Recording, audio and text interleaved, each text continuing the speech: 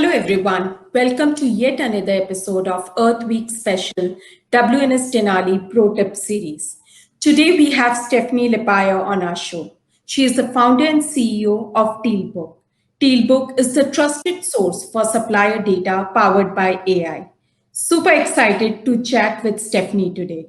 Stephany, welcome to our show. Yeah, thank you for having me.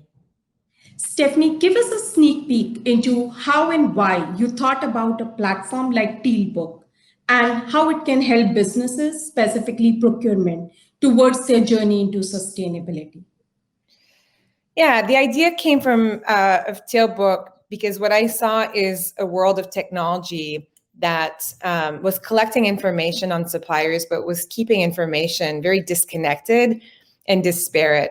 And that didn't allow procurement or the organization to have a unified, augmented, accessible access to information that was really critical to driving business decisions and achieving digital procurement success.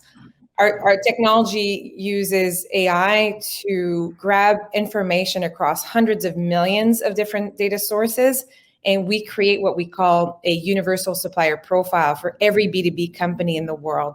And that allows our customers to take their entire vendor master and turn the light on so that they can augment the information about their suppliers in a way that's autonomously done, and it can connect all their system as well as put information, good information and insight in the hands of people making decisions every day so that employees can respond to market changes and rapidly changing demands of the business. Perfect. And Stephany, it brings us to the tip number one for our day. Well, I think, what we're seeing, we've always heard of sustainability, and it's been something that organizations have been focused on, but we've seen a huge movement around ESG and sustainability over the past year. And I think what's really important is to identify what that means to the organization, because it's still quite fluid. It's important to understand what you recognize, what requirements you're going to put in place, and how is that going to apply to your organization and your suppliers. Perfect. And what will be your next tip? Well, then it's having visibility. Once you know the requirements you're going to be recognizing, is now you need to know across your entire supplier base, not just a few hundreds or a few thousand, but if you can have access to 100% of your suppliers and understand which ones are certified, and based on what type of classification and meeting what type of ESG requirements, then you're starting with a clear baseline, and it makes it much easier to not only know where you stand, but also set goals for the future that you can start tracking progress and report. And Stephany, what will be the critical point over here? Well, it's communications. Again, once you understand your requirements and you know your baseline, then it's making sure that that's integrated across every activity within the organization.